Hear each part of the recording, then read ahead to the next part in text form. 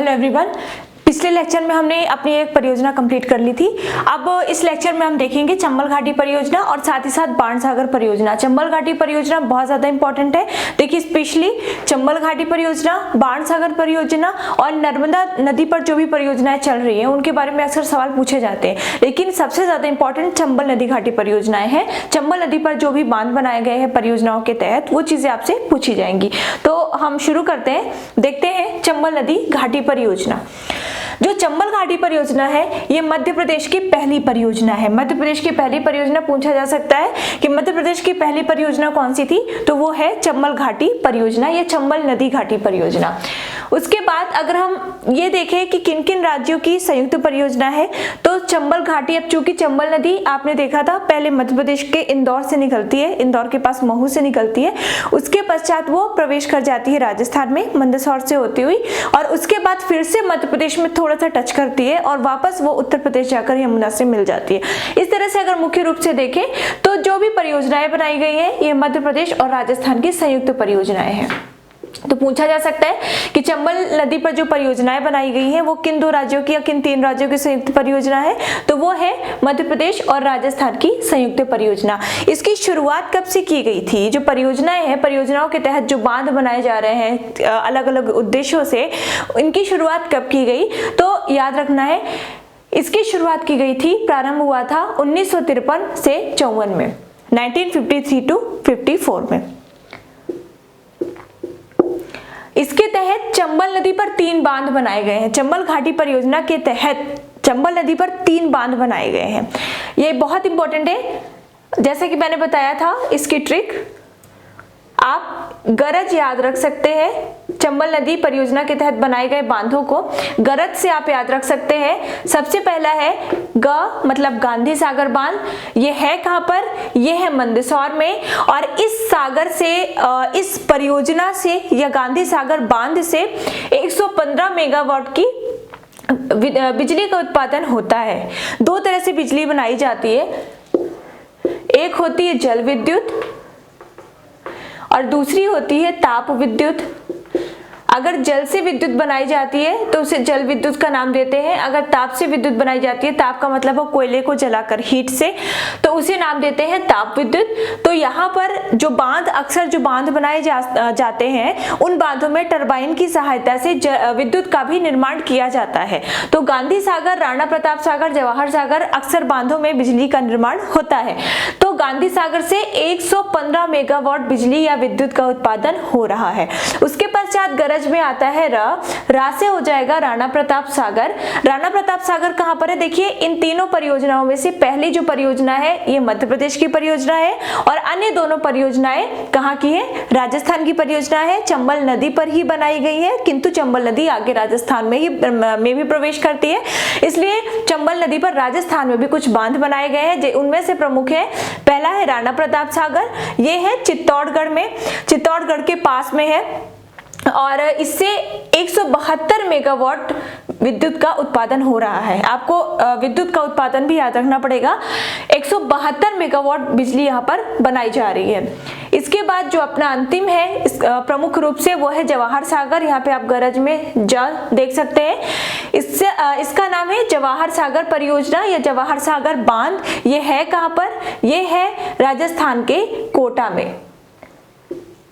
कहां पर है? राजस्थान के कोटा में, और इससे लगभग 99 मेगावाट विद्युत का उत्पादन किया जा रहा है। तो क्या याद रखेंगे?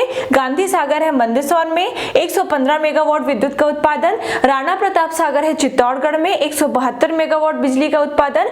जवाहर सागर है कोटा में, 99 मेगावाट बिजली का उत्पादन यहाँ पर हो रहा है। और अगर हम ओवरऑल चंबल नदी घाटी में विद्युत की क्षमता को देखें तो वो है 386 मेगावाट। अब इन तीनों को प्लस कर देंगे तो आ जाएगा 386 मेगावाट विद्युत क्षमता है इसकी, है ना। टोटल इतने मेगावाट विद्युत का उत्पादन ये कर रहा है। उसके बाद चंबल नदी घाटी से या चंबल नदी की जो परियोजनाएं हैं उससे 11 लाख एकड़ में सिंचाई क्षमता अर्जित की गई है। जब इसकी शुरुआत हो रही थी तब 11 लाख एकड़ का लक्ष्य रखा गया था। अब उस लक्ष्य की पूर्ति होती हुई नजर आ रही है। तो लगभग 11 लाख एकड़ भूमि में सिंचाई जो है, सिंचाई का काम ये पूरा हो रहा है इस परियोजना के ही तहत। ये हो गई चंबल नदी घाटी परियोजना। अब इसका आपको लोकेशन देखने के लिए आप नेट का सहारा ले सकते हैं। आप लोकेशन देख लेंगे, गांधी सागर कहाँ पर है, राणा प्रताप सागर कहाँ पर है और जवाहर सागर कहाँ पर है, तो ये आपको बहुत अच्छी तरीके से याद हो जाएगा। और ये तीनों परियोजनाएं किन दो राज्यों की संयुक्त परियोजनाएं हैं, मध्य प्रदेश की और राजस्थान की, चूंकि चंबल नदी मध्य प्रदेश और राजस्थान की उत्तरी सीमा का निर्धारण करती है। मध्य प्रदेश की उत्तरी सीमा का मतलब है जो राजस्थान से लगा हुआ जो भी भाग है मध्य प्रदेश का, ठीक है। तो ये हो जाती है चंबल नदी घाटी परियोजना, बहुत इंपॉर्टेंट है। अब इसके बाद हम चर्चा करते हैं बाण सागर परियोजना की। बाण सागर परियोजना, ये परियोजना सोन नदी पर चलाई जा रही है। सोन नदी जो कि अमरकंटक से नर्मदा के उद्गम से थोड़ी ही दूरी पर, लगभग 1 से 1.5 किलोमीटर की दूरी पर इसका भी उद्गम स्थल है। और ये उत्तर की ओर मध्य प्रदेश में अमरकंटक से निकलकर उत्तर की ओर प्रवाहित हो जाती है। और इसके प्रवाहित होने के क्रम में इसके मार्ग में ये जब शहडोल के पास देवलौंद में पहुंचती है, शहडोल मध्य प्रदेश का एक जिला है और उसमें एक स्थान है देवलौंद। जब देवलौंद में पहुंचती है तो देवलौंद में सोन नदी पर एक बांध बनाया गया है, काफी बड़ी परियोजना है ये, एक बांध बनाया गया है और उसका नाम है बाण सागर परियोजना या बाण सागर बांध, ठीक है। बाण सागर परियोजना के तहत ही शहडोल के देवलौंद में बाण सागर बांध बनाया गया है। अब देखिए बहुत इंपॉर्टेंट है, जो बाण सागर परियोजना है ये मध्य प्रदेश, उत्तर प्रदेश और बिहार की संयुक्त परियोजना है। मध्य प्रदेश, उत्तर प्रदेश और बिहार, क्योंकि सोन नदी बिहार में ही जाके गंगा से मिलती है, तो यहाँ पे बहुत ज्यादा कंफ्यूजन हो सकता है, इसलिए ये याद रखना है बाण सागर परियोजना मध्य प्रदेश, उत्तर प्रदेश और बिहार तीनों ही राज्यों की संयुक्त परियोजना है। ये आपका न केवल एमपी का विषय है, ये केवल एमपी का टॉपिक नहीं है, ये आपकी इंडियन ज्योग्राफी का भी टॉपिक है। ये बनाया किस नदी पर गया है, ये बनाया गया है सोन नदी पर। जैसे इसका प्रारंभ हुआ था 1953 से 54 में, वैसे ही इसका प्रारंभ हुआ था। इसको बनाने की जो परियोजना की शुरुआत की गई थी, ये की गई थी 1979 में। कब की गई थी? 1979 में। ये है कहां पर? ये है शहडोल के देवलौंद में। शहडोल के देवलौंद में अगर विद्युत क्षमता की बात की जाए तो इससे टोटल विद्युत क्षमता या विद्युत का जो उत्पादन किया जा रहा है वो है 435 मेगावाट। अलग अलग किताबों में ये डाटा अलग अलग मिलता है, आप उसके नियरेस्ट डाटा को याद करके चलिए। आप 430 मेगावाट याद कर लीजिए, है ना। आप किसी बुक में देखोगे तो आपको 425 मिलेगा और किसी बुक में देखोगे तो 435 मिलेगा, इसलिए 430 नियरेस्ट डाटा को आप याद कर लीजिए। तो बाण सागर से विद्युत क्षमता का उत्पादन, विद्युत का उत्पादन या फिर विद्युत क्षमता कितनी है बाण सागर की, वो है 435 मेगावाट। जो अंशदान है एमपी, यूपी और बिहार का जो अंशदान है वो है 2:1:1, मतलब सबसे ज्यादा मध्य प्रदेश का अंशदान है इसमें। तो 2:1:1 है एमपी, यूपी और बिहार का अंशदान, है ना। तो इस तरह से अपनी दो परियोजनाएं फिर से कंप्लीट हो जाती है, वो है चंबल घाटी परियोजना, बाण सागर परियोजना और इसके अलावा नर्मदा घाटी। ये तीनों परियोजनाएं बहुत ज्यादा इंपॉर्टेंट है आपके परीक्षा के लिए आज से।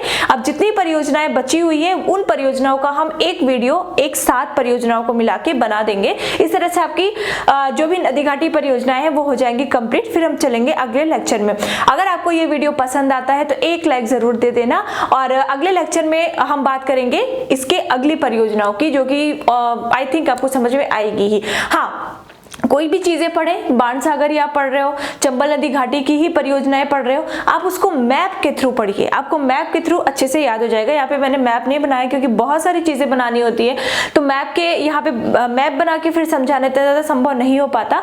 इसलिए आप जब भी कुछ भी पढ़ो, आप चाहे मेरे वीडियो के माध्यम से पढ़ो या फिर आप बुक के माध्यम से पढ़ो, आप अपने सामने मैप जरूर रख लेना और मैप के सहारे से पढ़ना। आपको चीजें बहुत जल्दी याद हो जाएंगी और आपको अगर भूलती भी है तो बहुत जल्दी एक बार अगर आप देख लोगे तो फिर आपको वो चीजें भूल नहीं सकती, है ना। तो फिर से मिलते हैं अगले लेक्चर में, तब तक के लिए thank you very much, best of luck.